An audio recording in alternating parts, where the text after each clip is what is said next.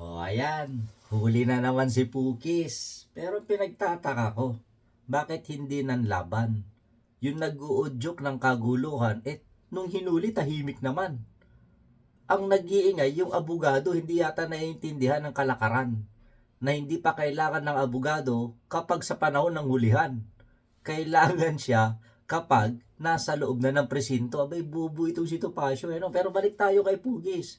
Asan na yung tapang? Asan na yung palag? Nung pinupusasan, nakala mo parang asong maamo. Di ba? Ngayon, ginagawa ngayon, pambiktima. Piling biktima si Pugis. Unang-una, hindi ka mahuhuli kung hindi ka gumawa ng kabulastugan. Yun lang yun. Sabagay, trending na yan ng mga DDS. Na sa una, tapang-tapangan, pero pag sa hulihan, iyakan. Di ba?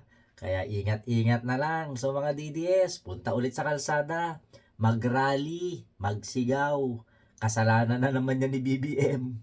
'Di ba? Yung mga ginagawang kabulastugan ninyo, isisi nyo lahat kay BBM sa presidente para umayos ang bansa natin.